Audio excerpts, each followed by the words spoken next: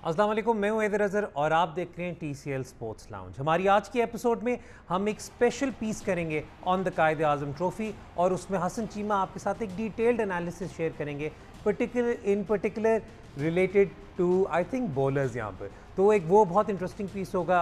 I am really looking forward to that.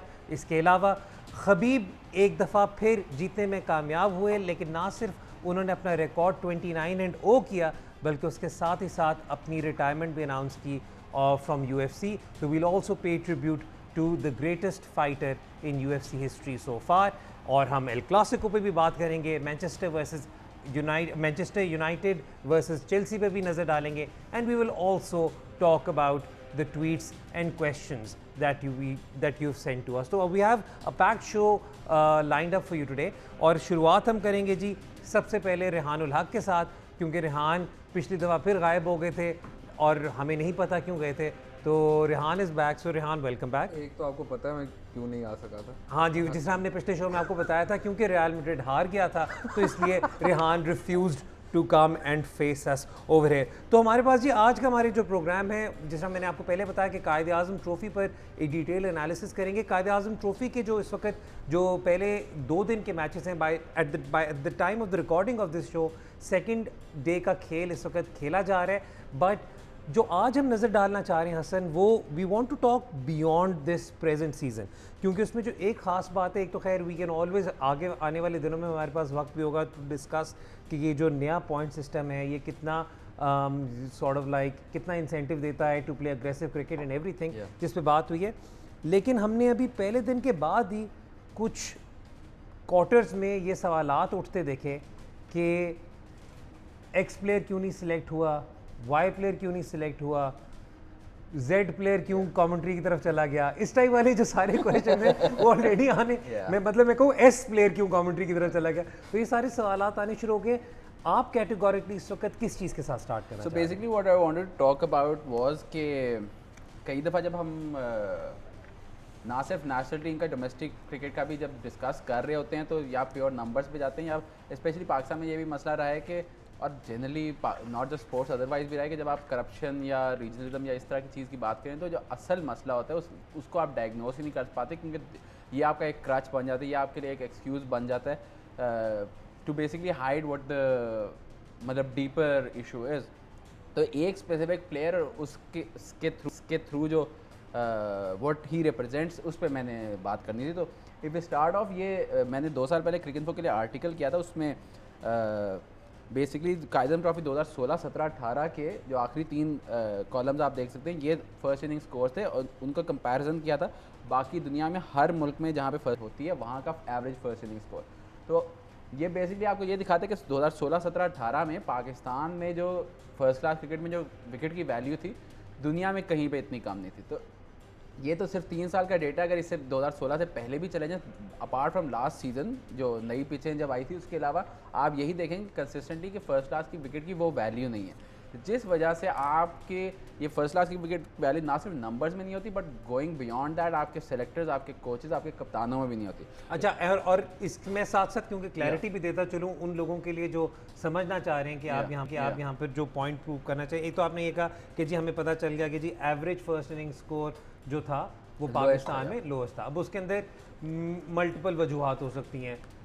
Bowlers of a better quality can be one thing, batsman of a weaker quality can be another thing, conditions overall पे आप बहुत detail में analysis कर चुके हैं। Conditions पे balls पे भी, और वो जो बैट्समैन की आपने बात की उसमें ये भी है कि जब आपकी 16 टीमें होती थी फर्स्ट क्लास क्रिकेट में तो मतलब क्वालिटी इतनी डाइल्यूट हो जाती थी कि अगर आपका एक आपके पास एज वी ऑल नो कि बॉलर्स की जितनी डेप्थ है उतनी बैट्समैनों की डेप्थ नहीं है, तो 16 टीमों में उतनी क्वालिटी ऑफ बैटिंग नहीं होती थी। If we go on to the next slide तो उसमें यह है कि दिखाई देता है कि ना सिर्फ विकटें कम रन्स पे गिर रही हैं बट कौन विकटें ले रहा है। अगर ये पिछले 40 साल का आप निकाल के देखें, टॉप 30 जो विकेट टेकर हर साल के होते हैं 1980 से लेकर 1994-95 तक हर साल टॉप 30 विकेट टेकर्स में 7 से लेकर 11 तक ऑफ स्पिनर और लेग स्पिनर होते थे। उसके बाद से आप देखें तो ऑफ स्पिनर और लेग स्पिनर तकरीबन एक एक्सटिंक्ट हो गए हैं और पिछले 15 सालों में तो हार्डली कोई, यही दानिश कनेरिया, सईद अजमल, यासिर शाह वगैरह, इन्होंने थोड़ा उसको जगाए रखा है, वरना अदरवाइज तो बिल्कुल ही नीचे रहे हैं। तो basically what has happened is कि आपके जो सारे बॉलिंग अटैक हैं 3 मीडियम पेसर्स एक लेफ्ट आर्म स्पिनर पे कॉन्स्टिट्यूट करना शुरू हो गए, जो कि ये आपका फार्मूला हमें बल्कि इनफैक्ट पिछली सीजन में भी कुछ जगहों पे नजर आया कि फार्मूला पे यही बन गया, एक लेफ्ट आर्म ऑर्थोडॉक्स या और वो भी लेफ्ट आर्म ऑर्थोडॉक्स जो विकेट टू विकेट कराए, वो भी मतलब इतना कोई स्किल वाला नहीं होता। तो स्पेसिफिकली तो इससे आपको ये दिखाई देता है कि जो मीडियम पेसर है वही ज़्यादा पावरफुल रहा है, वही ज़्यादा इफेक्टिव रहा है। तो अब अगर हम अगली स्लाइड में आए तो that is basically the thing that interest me कि ये आपके 10 प्लेयर हैं, इन 10 के 10 में सिवाय साजिद शाह का 1993 का डेब्यू है, बाकी सब जो है 1995 के बाद की डेब्यू। इन सब ने अपनी मेजॉरिटी क्रिकेट पिछले 20-25 सालों में खेली है। 10 के 10 जो है इनकी 500 से ज़ायद विकटें हैं, सिवाय आई थिंक राव इफ्तिखार के हर बंदे की 24 से कम की एवरेज है, और सिवाय मोहम्मद शमी के किसी ने भी 10 टेस्ट नहीं खेले। तो जब ताबिश खान की अब कल बात हो रही थी कि उन्होंने इतने आउट किए हैं, तो ताबिश के अगर 573 आउट है तो इनसे पहले फजल अकबर या अब्दुल रऊफ़ के भी मतलब इनसे भी ज़्यादा आउट थे, इनसे बेहतर एवरेज पे। समी नियाजी की अगर आप देखें तो 527 विकटें 18 की एवरेज पे, एजाज चीमा की 19 की एवरेज पे, इन दोनों की तो 20 से कम एवरेज। लेकिन इन सब के बारे में आप एक चीज़ डिफाइन कर सकते हैं कि इन सब को क्यों नहीं खिलाया गया। समी इज़ द ओनली वन जिनको रेगुलरली खिलाया गया, या राना ने भी 9 टेस्ट खेले, क्योंकि ये दो ऐसे थे जो 140 प्लस कंसिस्टेंटली कराते थे। समी को तो सलाम है कि even in is late 30s भी वो कंसिस्टेंटली 140 प्लस कराता था। बट अपार्ट फ्रॉम दैट बाकी के जो अगर आज भी बात करें तो 140 प्लस या एब्सोल्युटली। और आप जो टॉप 8 बाकी जो रह जाते हैं वो 8 के 8 ऐसे जिनने 500 से ज़्यादा विकटें ली हैं। 21-23 की एवरेज है समी नियाजी और एजाज चीमा की तो 18-19 की है, और इसके बावजूद इनमें से किसी ने 7 से ज़्यादा टेस्ट नहीं खेले। क्यों? और ये मैं 2 नाम उसमें बाद में भी ऐड कर लिए कि सदफ हुसैन, आज हम 3-4 साल बाद अगर बात करेंगे तो सदफ हुसैन और बीर हमजा की कर रहे होंगे। इन दोनों की कंबाइंड 729 विकटें हैं 20 की एवरेज पे, और दोनों ने कुल मिला के 1 टेस्ट खेला। अच्छा, मैं यहाँ पर एक और भी वजाहत देता चलो, क्योंकि नाम सामने आ गया। तो जी ये डिटेल्ड पीस जो हो रहा है इसके पीछे वजह ये है क्योंकि जिस तरह मैंने बिल्कुल शो के आगाज़ में कहा कि कुछ लोगों की तरफ से क्रिटिसिज्म आया कि जी देखें X player is performing well, वो अभी तक क्यों नहीं है। तो ये categorically this piece is inspired by Tabish non selection. क्योंकि पाकिस्तान में जब आप कह देंगे ताबिश इसलिए सिलेक्ट हुआ कि उसकी पर्ची नहीं है या वो फलाने रीजन का या इस तरह करके, तो that hide what the actual जो क्रिकेट का भी और पाकिस्तान क्रिकेट के भी जो बायसेस हैं उस पर आप फोकस नहीं कर पाते। तो जब तक आप डायग्नोज नहीं करेंगे तो आपने इलाज कैसे करना है किसी प्रॉब्लम का। ठीक हो गया। तो इससे आपको जो वाज़ेह होती है चीज़ वो ये है कि मीडियम पेसर फास्ट बॉलर एक सीज़न में अगर शोएब अख्तर ने एक साल में 60 आउट किए या नसीम शाह ने एक साल में एवरेज टॉप की, तो वो इमीडिएटली पाकिस्तान से खेल जाता है।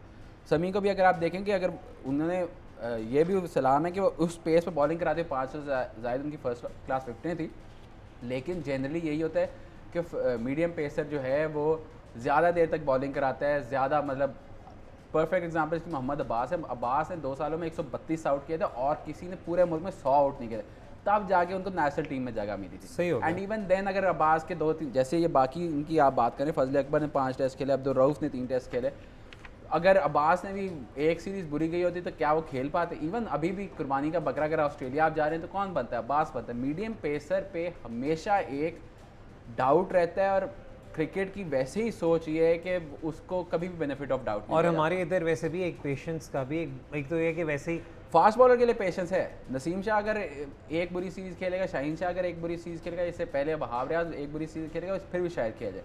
मीडियम पेसर एक बुरी सीरीज़ का एक बुरा मैच नहीं खेल सकता, क्योंकि फास्ट बॉलर एक बुरी सीरीज़ खेलता है तो आप कहते हैं कि फॉर्म नहीं लगी हुई या रिदम नहीं था। पेस तो है ना, नहीं नॉट के पेस तो है। जब मीडियम पेसर करता है तो पहला ये कि वो जी 128 पे गेंदे करा रहा था, तो मतलब ये तो ख़त्म हो गया, ये तो ख़त्म हो गया।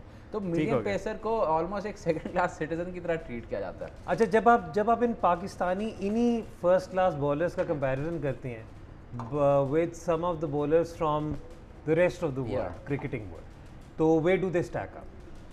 आई थिंक वो कंपैरिजन करना मुश्किल हो जाता है, मवाजना, इसलिए क्योंकि हर जगह पे बॉल्स पिचेस वगैरह डिफरेंट होती है। But the one thing that I am interested in is कि ये जो 3 ताबिश खान, एजाज चीमा, समी नियाजी, तीनों का 2001-2002 का फर्स्ट क्लास डेब्यू है।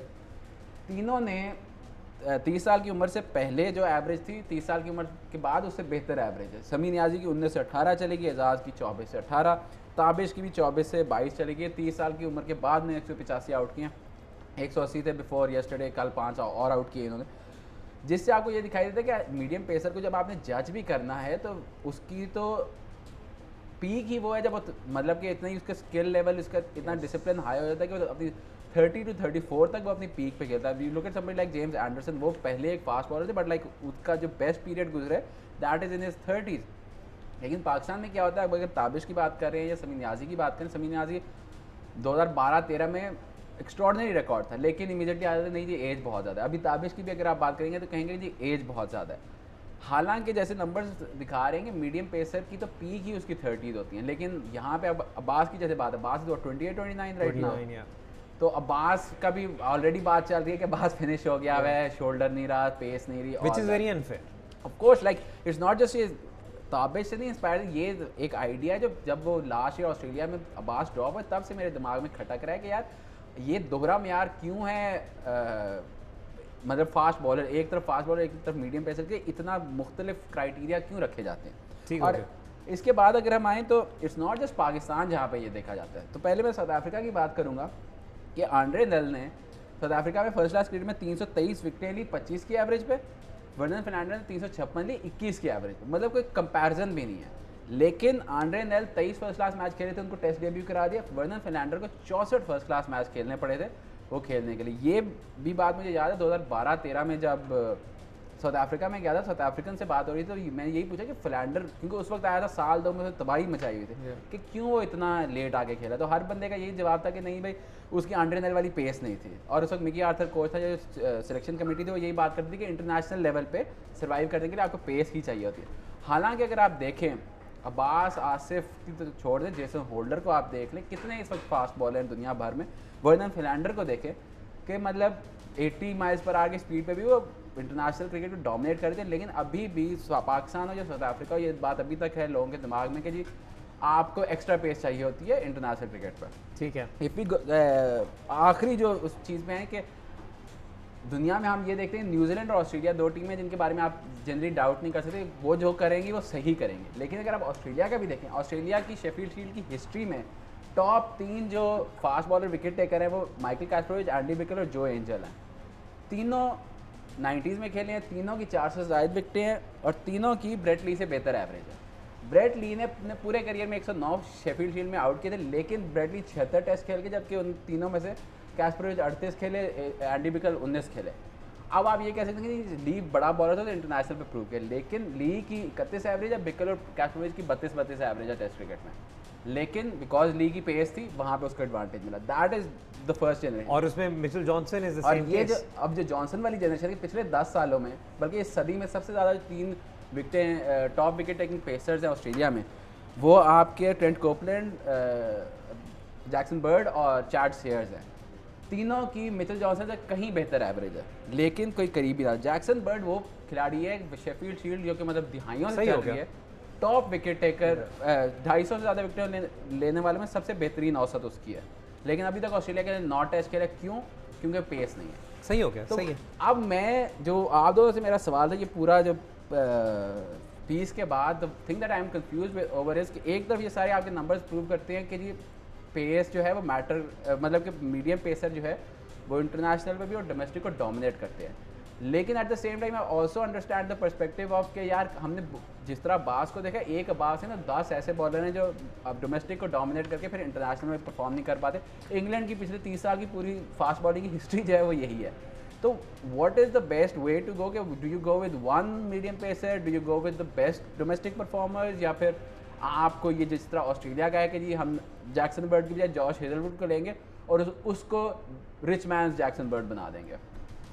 रेहान, पहला सवाल तो ये कि डोमेस्टिक परफॉर्मर्स, आई थिंक इसमें जो इम्पोर्टेंट चीज़ देखने वाली है, एक तो जो हसन ने स्टार्ट शेयर किया उसमें भी अगर आप देखेंगे तो ब्रेट ली की 109 विकेट्स दिखाई हैं, बाकियों की 300 हैं, 400 हैं। ब्रेट ली की विकेट्स एक तो इसलिए भी कम है कि वो क्योंकि इंटरनेशनल क्रिकेट खेल रहा है, इसलिए वो डोमेस्टिक क्रिकेट नहीं खेल रहा। So lot of times Pakistan में डिस्कशन होती है कि फलाने बैट्समैन ने डोमेस्टिक पे इतना स्कोर किया, तो उसकी वजह ये है कि उसके कंपैरेटिव जो बैट्समैन है वो आपकी नेशनल टीम के साथ ट्रैवल कर रहा है, तो वो डोमेस्टिक नहीं खेल रहा। तो that's one thing that you need to look at. Also the experience of playing international cricket and domestic cricket, there is no matter आप बेशक शील्ड क्रिकेट खेल रहे हो ऑस्ट्रेलिया के अंदर या पाकिस्तान के अंदर खेल रहे हो, there is a huge difference. जब आप इंटरनेशनल खेलते हो, the experience and the skills that you learn at that level, यानी फॉर एग्जांपल अगर आप मिचेल जॉनसन की बात करें, 29 की एवरेज इधर है, मिचेल जॉनसन के आखिरी 2-3 साल अगर आप टेस्ट क्रिकेट में देखें, they were amazing and that's because he learned in international cricket. Australia ने साथ स्टिक किया, उनके साथ वही बात है कि वो फास्ट बॉलर था इसलिए उसको बर्दाश्त कर लिया। लेकिन रिहान इसमें ये भी बात है ना कि जो फास्ट बॉलर है उसको डेवलपमेंट का भी टाइम मिलता है कि मीडियम पेसर को टाइम नहीं मिलता। नंबर 2, पाकिस्तान तो वो मुल्क है जिसने पिछले 20 साल में फास्ट बॉलर डेवलप ही नहीं किया, तो should we then go with medium pacers? I think there is one other thing I want to talk about here is कि क्रिकेट एक ऐसी स्पोर्ट है जो अभी भी बहुत ही ट्रेडिशनल स्टाइल के अंदर उसको देखा जाता है, ठीक है। आप मॉडर्न स्पोर्ट कोई भी देख लें, क्रिकेट में एक टाइम पे होता था कि अगर फास्ट बॉलर 32 साल का 33 साल का हो गया तो आप कह रहे हैं कि रिटायरमेंट के करीब आ गया, अब इसको नहीं खेलनी चाहिए, 35 का हो गया रिटायरमेंट। हसन ने एंडरसन की एग्जांपल दी, और भी आप जितने एथलीट्स डिफरेंट स्पोर्ट्स में एथलीट्स पिछले 10 साल में उठाकर देखें, जहाँ पे करियर 30-35 साल की उम्र में ख़त्म हो जाता था, अब वही एथलीट्स 40 साल की उम्र तक खेल रहे हैं। बेस्ट एग्जांपल मेरे नज़र में इसके लिए टेनिस है कि फॉर एग्जांपल 5 साल पहले आप सोच रहे थे कि फेडरर का करियर खत्म हो गया, नडाल अब इससे ज़्यादा नहीं खेल सकता, and they are still winning grand slams. Similarly, cricket can well at least one of them is, but yeah, like they still play finals, all of them. The point is कि अब sport एक ऐसी situation में पहुंच चुकी है जहाँ पे 30 is no longer an age जहाँ के ऊपर आप क्वेश्चन कर सकते हो कि यार रह सकता है या नहीं रह सकता। फिटनेस का सवाल है, and with modern medicine, with you know the kind of facilities that players have, I think they can last longer. But the problem here is, Hasan जो पाकिस्तान वाली बात है, the problem is does Pakistan have those facilities for a 35-year-old that India will have, that Australia would have, that New Zealand would have? I still doubt it, because अभी भी आपके सबसे major issue bowlers के लिए इस मुल्क के अंदर ये है फिटनेस से बड़ा इशू है रिहैब, उससे बड़ा इशू है आपने कितने बॉलर्स, मैं आपको गिन के बता सकता हूँ पिछले 10 साल के अंदर, जिनको छोटी मोटी इंजरी हुई और उनका पूरा करियर ख़राब हो गया बिकॉज उनको सही रिहैब और सही मेडिकल एडवाइस नहीं मिली। So that is one thing that Pakistan needs to look at as a whole. ठीक हो गया जी। वन फाइनल थिंग, अगर आप पहला टेबल है बहुत ज़रा ऊपर चढ़ा दें जो बेसिकली सारे fast bowler, one thing I really wanted to point out in this was कि the reason I mention the reasons यहाँ पे इसलिए था क्योंकि I also wanted to extrapolate कि यार क्या वाकई में मतलब कि एक स्पेसिफिक रीजन के साथ या एक स्पेसिफिक खित्ते के साथ सही हो गया, मतलब ये शो करता है आपको अंडरस्टैंड कि यार इन सब ये जो 10 जो बॉलर हैं इनमें देखूं कि यार क्या वाकई कोई ट्रेंड बनता है। तो अगर आप देखें जो टॉप 10 जो 500 विकेटों वाले बॉलर हैं, 2 कराची के हैं, 2 सियालकोट के हैं, 2 पेशावर के हैं, रीजन दैट इज मतलब सियालकोट, लाहौर के शेखुपुरा से, लाहौर का भी अगर आप कर लें तो मतलब अब्दुल रऊफ या ज़िला काड़ा से या एजाज सीमा की जाय पैदाइश जो है वो सरगोदा है, लेकिन वो अपनी स्टार्ट या ज़्यादातर क्रिकेट जो है वो रीजन अपने से ही खेले। तो अगर आप ये देख के ये कह सकते हैं कि अगर ज्यादती होती है एक स्पेसिफिक रीजन के साथ, तो ये देख के मुझे ये दिखा देता है कि वो बेसिकली पूरे पाकिस्तान के साथ जाती है। बेसिकली ज्यादती मीडियम पेसेस के साथ होती है जी। On this note we'll take a short break के बाद जब वापस आएंगे तो बाकी स्पोर्ट्स पे भी नज़र डालेंगे। देखते रहें TCL स्पोर्ट्स का।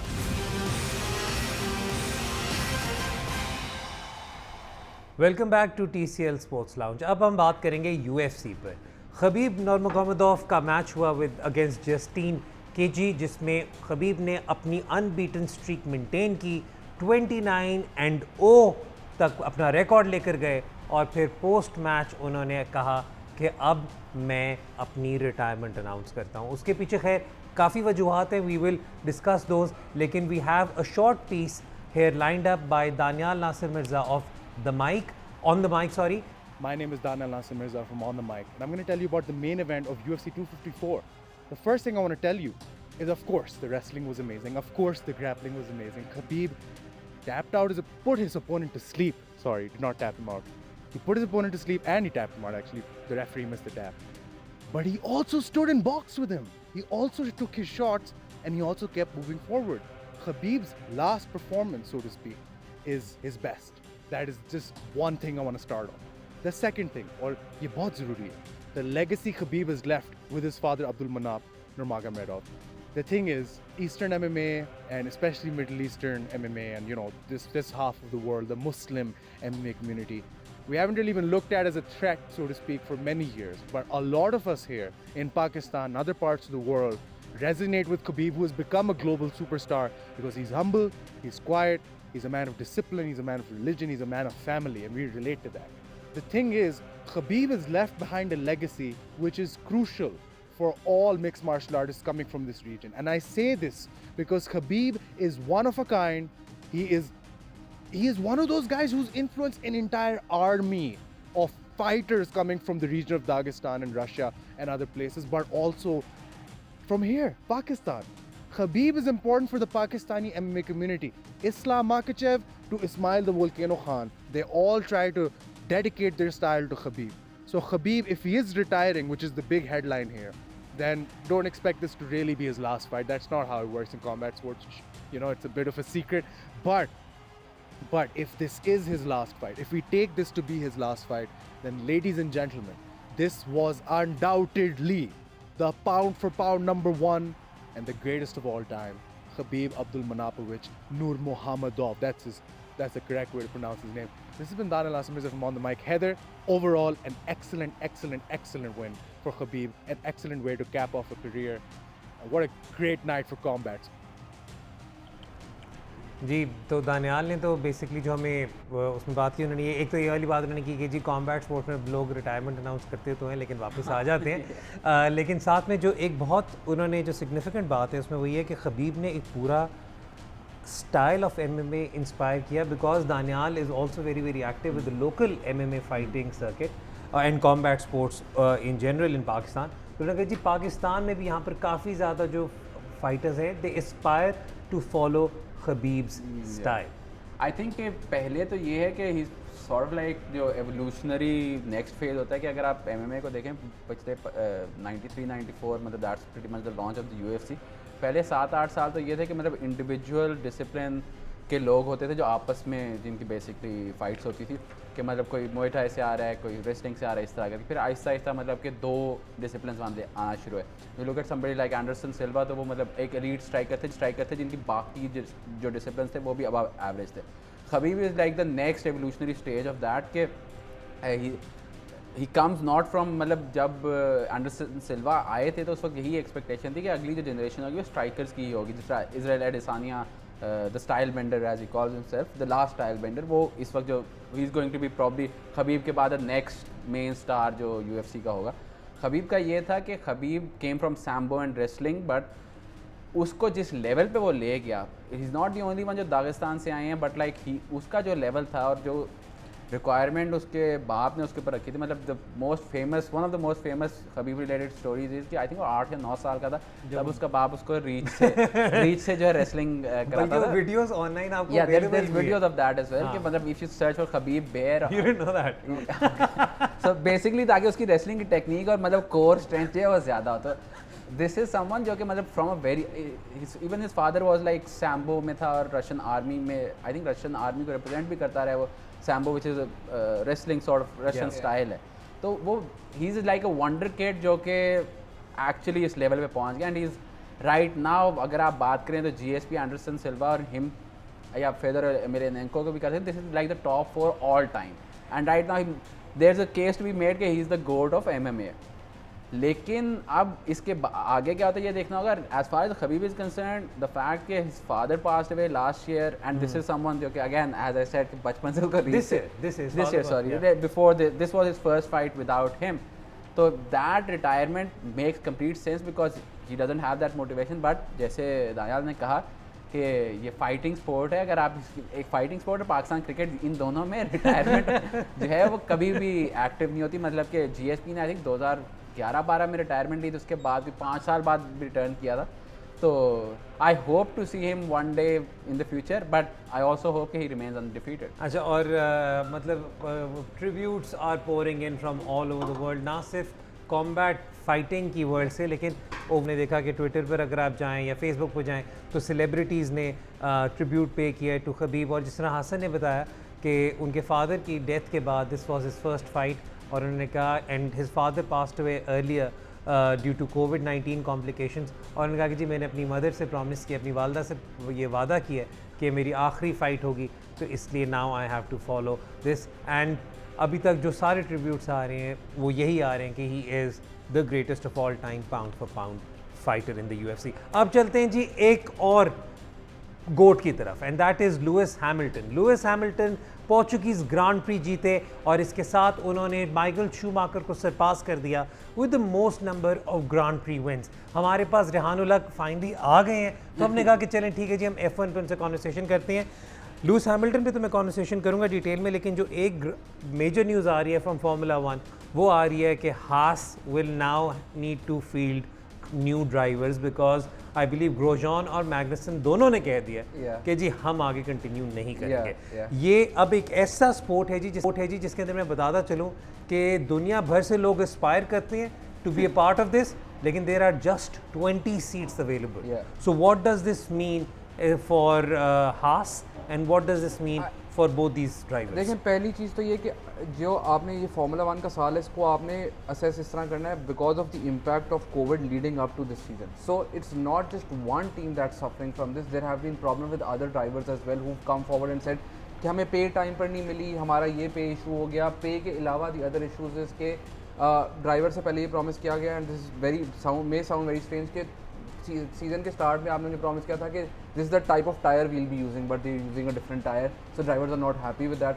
But again as you mentioned because there are only 20 seats everyone aspires to come into this, so people will be you know all over jumping up and down and also कुछ seats हैं जो कि available हैं। For example जो Renault की team है उसके अंदर भी there is one driver who Verstappen के अलावा who also wants to leave, so there are seats that are available. Ricardo has announced that he is leaving. So basically आपकी इस वक्त फार्मूला 1 अगर आपने असेस करनी है इसको पोस्ट कोविड ये सीजन असेस करें as many other sports, financial implications की क्या होगी। और सबसे बड़ी बात यह है कि टीम्स को एक और फ़ायदा है जो फार्मूला 1 ने चेंज किया, आई थिंक पहले भी टॉक अबाउट दिस, जो फाइनेंशियल के अलावा भी कि अब आपको जो पहले गाइडलाइंस फॉलो करनी थी of testing and of you know wind tunnel testing, ये वो आप डिले कर सकते हैं। You can basically use the same model that you been using this year to next year, so आपके फाइनेंशियल कॉस्ट जो है वो काफ़ी हद तक कम हो जाएंगी। पर driver fees still remains one of the biggest issues in formula 1 because despite suffering huge amount of losses drivers फिर भी उतने पैसे मांगते हैं because it is a really high risk sport and drivers ने इतनी मेहनत और इतनी इन्वेस्टमेंट की होती है अपने ऊपर कि they still demand a lot of money for it. That's one thing. Also like you mention about Hamilton breaking the record, I think मैंने पहले भी प्रीवियसली भी डिस्कस किया ऑन लास्ट वीक के Hamilton also has a better win percentage than someone like a Schumacher, उससे बेहतर सिर्फ 2 लोगों की है which happened in the 50s। So Fangio and who was the other one? या सो बेसिकली आपका जो सबसे फार्मूला 1 में आपको जो चीज़ देखनी है, the really great thing about Lewis Hamilton is के आप उसकी रेसिंग की बात करें, जो भी बात करें, ही make there's no doubt about the fact that he has the best car in Formula 1 right now. But even then, the way he broke this record is amazing because going into the race, Mercedes decided to go in with medium tires, which meant कि जब rain आई तो उसके बाद उनको pit stop लेना पड़ा. They were at a disadvantage. He was overtaken as well.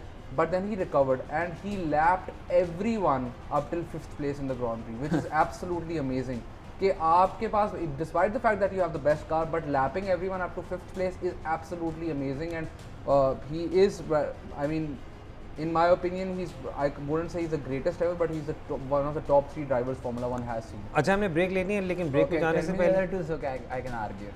क्या इसकी मैंने आर्गुमेंट को ज़रा तोड़ना है। अच्छा वो हम बाद में तोड़ते हैं, वक्त आ रहा है ब्रेक का, लेकिन ब्रेक से पहले जस्ट क्विकली आपने वर्स्टैपेन का कंफर्म हो गया कि he is leaving red bull? No, he hasn't, right? लेकिन डैनियल रिकार्डो का आई थिंक हो गया कि he is joining McLaren, right, if I am not mistaken. वक्त हो रहा है जी ब्रेक का। ब्रेक के बाद जब वापस आएंगे तो फुटबॉल पे बात करेंगे, खास तौर पर एल क्लासिको पे, तो देखते रहें TCL स्पोर्ट्स लाउंज।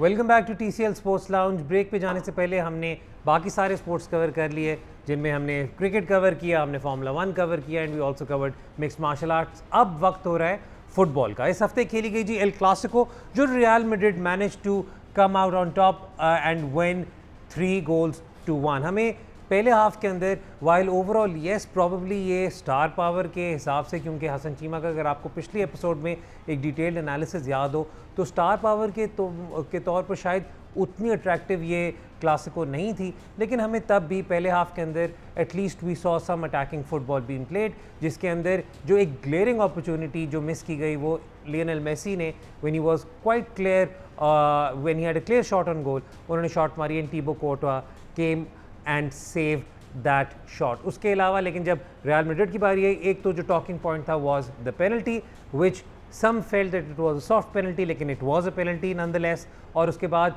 जो आखिरी गोल हुआ उसके अंदर we saw amazing calmness by first Rodrigo and then Luka Modric to slot it home and make I'm confirmed the win, sorry, for Real Madrid. Rehan, El Clasico. I think पहली चीज़ तो ये कि the chances created in this match, उसके ऊपर हम बाद में बात करेंगे, and how this match went. I just want to touch upon the fact कि अगर आप Clasico is one match, there are lot of matches that happen in the world, derbies and all, which eventually more often than not don't live up to expectation. जबकि real Madrid Barcelona Clasico specially जो है, it almost every time up until 2018 lived up to its potential. I'll give you an example. पिछले साल was the first 0-0 between these two teams in 47 games. ठीक है, so basically you saw so many goals, you saw so many red cards, and the background, the political background that's always going on in these classicos is unbelievable, even to the point कि जब Clasico अच्छा नहीं भी होता था mid 2000 में, there are 2 or 3 classicos which weren't great to watch, पर उसके साथ there was so much going on in the background, the involvement of crowd. This classico did not feel like that. Also crowd wasn't involved, the quality of football wasn't great. हाँ, पहले 10 minute में आपको ये लगा this is going to be the same Clasico, क्योंकि 2 goal हो गए.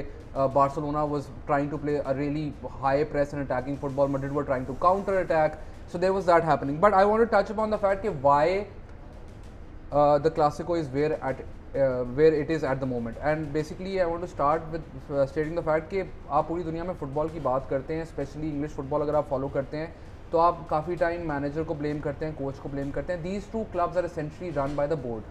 They are not run by the manager. The board basically decides के कौन सा कोच आएगा, और उस कोच का भी जो रिक्रूटमेंट पॉलिसी है वो आपको ये जाके रेकमेंड कर देगा कि मुझे ये टाइप का प्लेयर चाहिए, और स्पोर्टिंग डायरेक्टर पर उसकी बात नहीं मानी जाती मोस्टली इन दोनों क्लब्स में.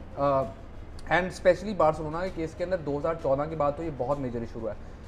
और मैनेजर की से कम होने की वजह से ये होता है कि you see a lot of times के managers are expected to slot in players where they are not comfortable. Specially अगर गैलेक्टिकोस एरर देखें तो मैड्रिड के पास ऐसे प्लेयर्स है कि 2 उन्होंने राइट विंगर्स ले लिए थे, उनमें से एक को सेंटर में खिलाना पड़ता था. और आप अगर बार्सिलोना की बात करें तो आप कूमन को क्या करना पड़ रहा है, because he is playing a 4-2-3-1, तो उसके जितने ही प्लेयर्स हैं वो सारे नंबर 10 पोजीशन के अंदर आ जाते हैं, एंड इट गेट्स क्रैम्प्ड.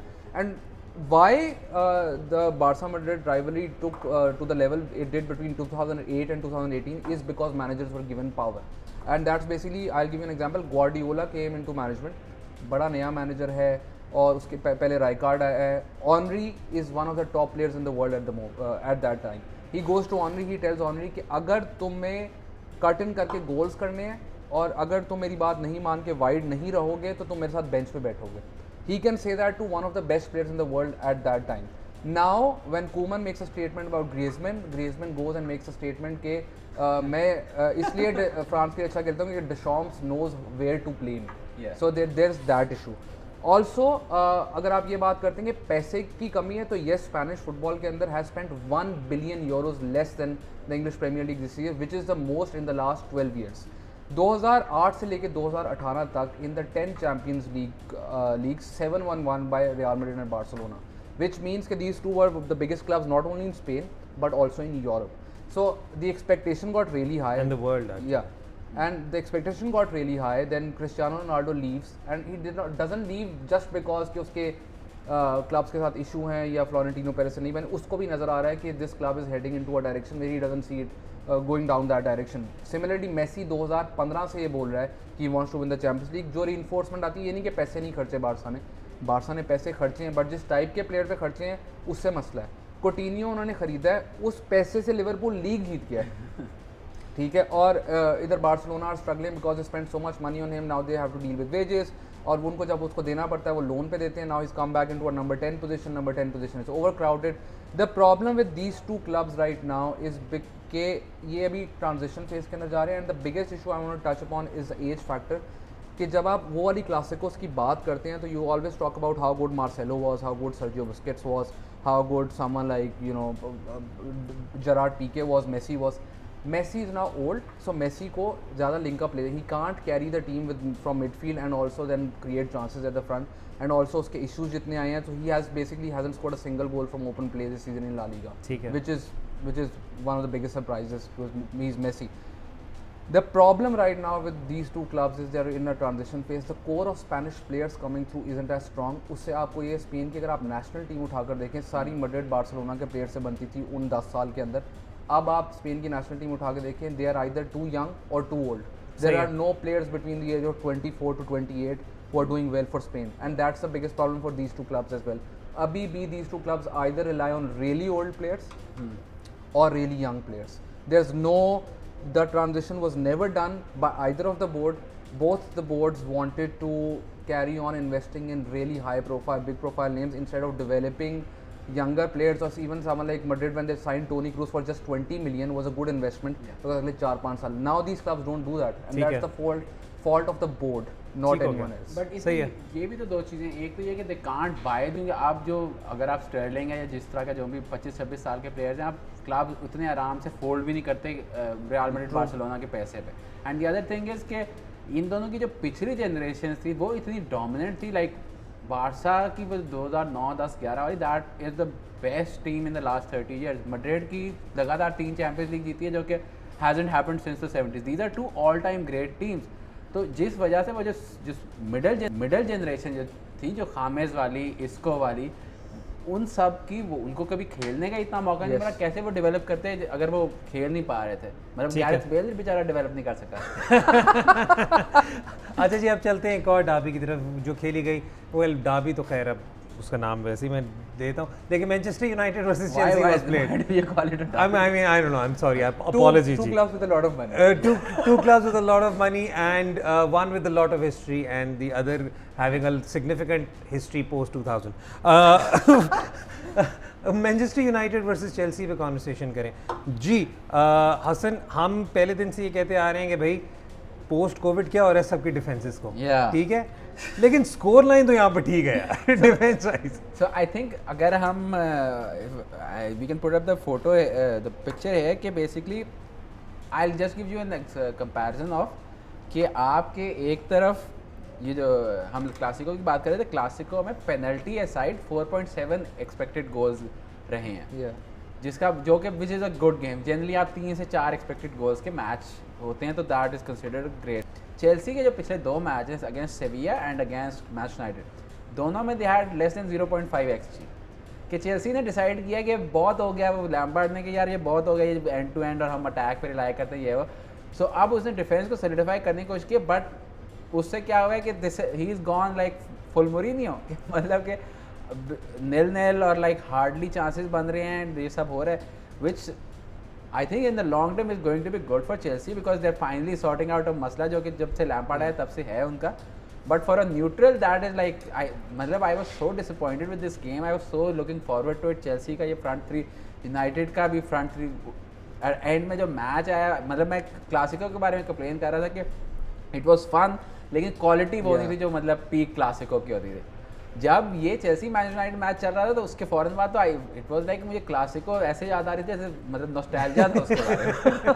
ठीक है जी, वक्त हो रहा है ब्रेक का, लेकिन ब्रेक पे जाने से पहले एक और जो सिग्निफिकेंट रिजल्ट था इंग्लिश प्रीमियर लीग में, खैर 2 थे. एक तो एवर्टन लॉस्ट और दूसरा Arsenal lost to Leicester City 1-0.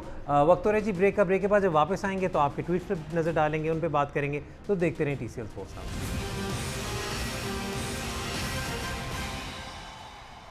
Welcome back to TCL Sports Lounge. Now we'll talk about your tweets and your questions. लेकिन उस पे जाने से पहले आपको एक दफ़ा फिर बताते चलें कि आप भी हमारे शो का हिस्सा बन सकते हैं.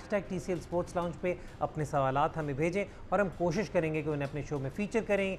जो भी हमें सवाल भेजेगा, you will automatically enter a chance to win goodies and giveaways courtesy of TCL Pakistan. अब शुरुआत करते हैं. Before we go on to your questions, आज के हम विनर्स अनाउंस करते चलें जी. Mufti Hamid Jalal, Zaigham Nasir, Abdul Moeed, Aleem and Abdul Ahad are the lucky winners for today. आप सबको बहुत बहुत मुबारक हो. काइंडली TCL पाक के ट्विटर हैंडल पर जाकर अपनी डिटेल्स शेयर कर दें ताकि वो आपको आपके गिफ्ट्स भेज सकें. अब चलते हैं जी जल्दी से सवालात की तरफ. सबसे पहले अजीम का सवाल अगर सामने स्क्रीन पर आ जाए तो let's start of with that.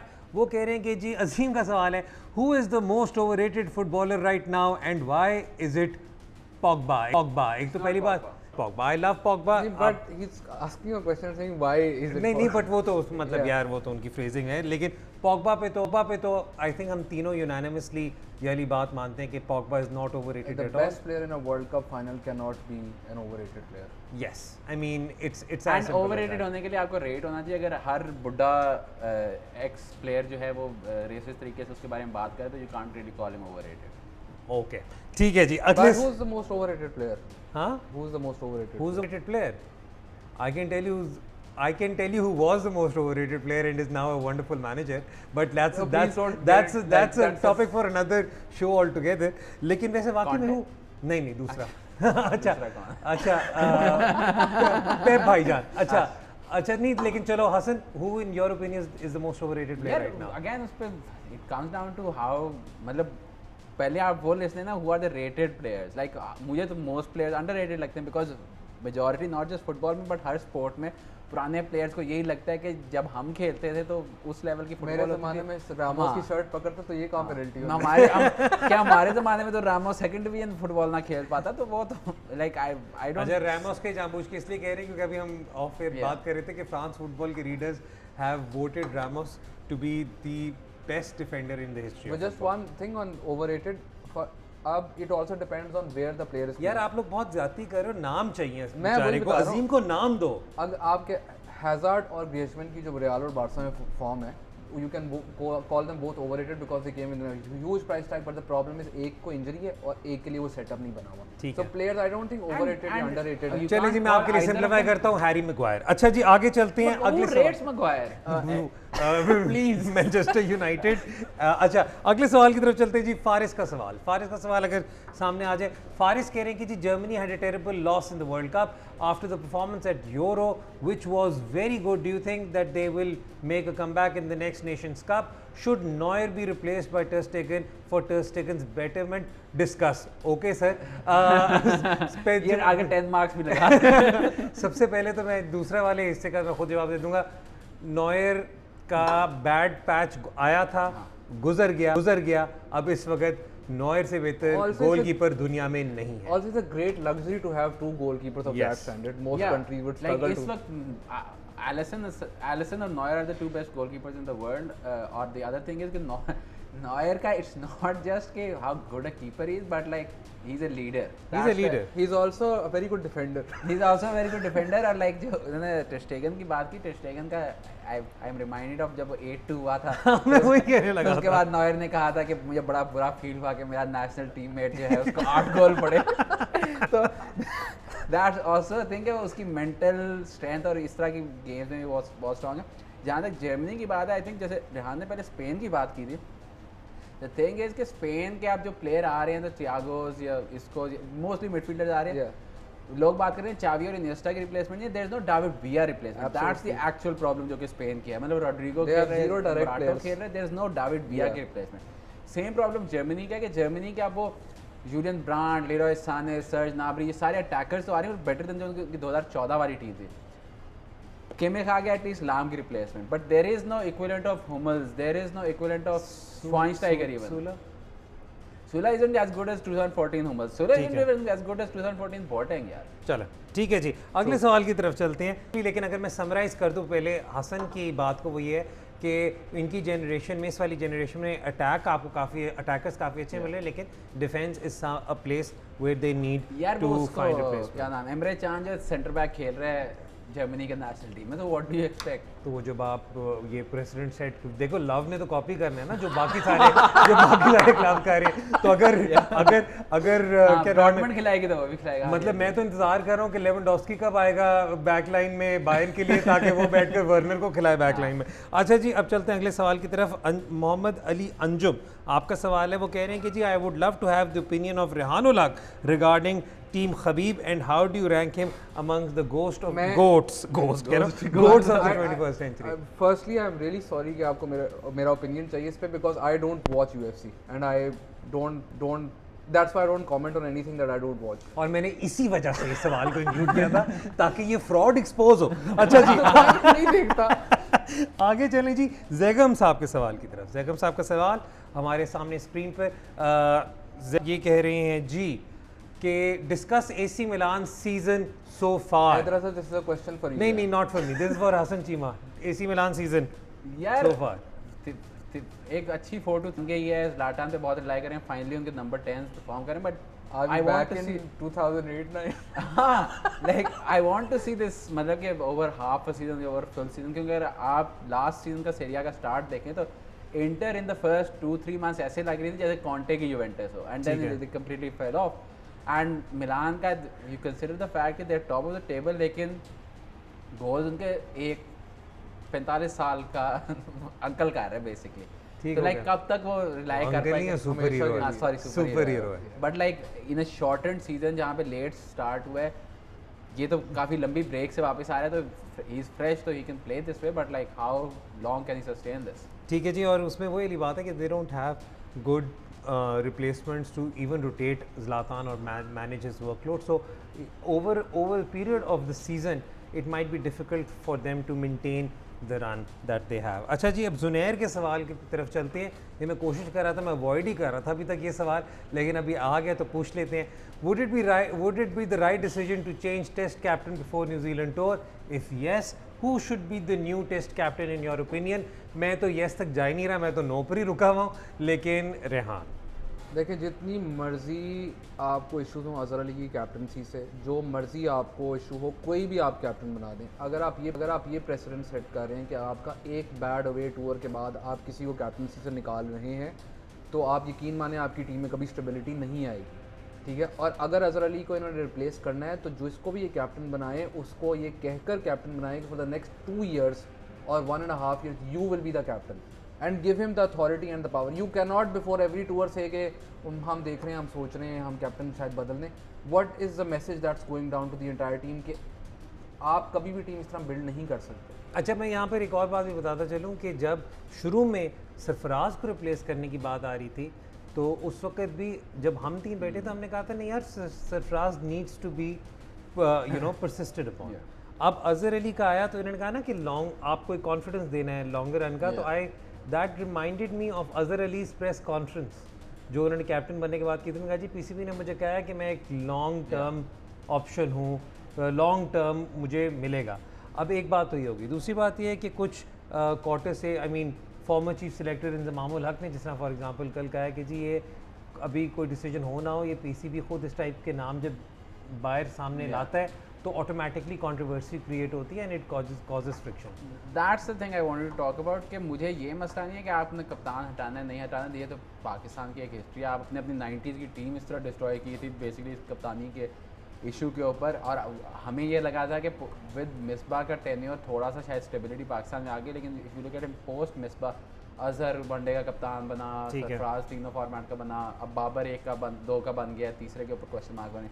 My issue is कि ये बात पब्लिक में तब आनी चाहिए थी जब डिसीजन हो जाता, कि अभी के जी बात आ रही है कि हम इसको रिव्यू करेंगे और ऑलरेडी मीडिया में और पब्लिक में नाम चल रहे हैं कि कौन कप्तान होगा. That's a problem. That's like cricket board का हमारा हमेशा से प्रॉब्लम रहा है. And the other thing is Azhar, I am not a huge fan of his captaincy because Azhar hasn't really, मतलब कि डोमेस्टिक पे या इंटरनेशनल पे उसने कोई एक्स्ट्रॉर्डनरी कप्तानी नहीं की. बट लाइक आपके पास व्हाट आर योर अल्टरनेटिव? जो सरफराज जब हटा रहे थे, that was the question that we asked then कि अजहर को अगर कप्तान बनाएंगे, Sarfaraz is a better captain than him, उसका रिकॉर्ड भी उससे बेहतर है.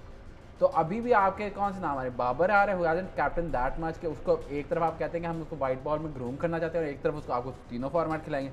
या रिजवान या शाम की बात आ रही है, जो कि 2 बंदे हैं जिनकी मतलब आज से साल पहले तक वो basically they were fighting for their own place in the team. Rizwan तो बल्कि going into England, even in the England series was fighting for his team.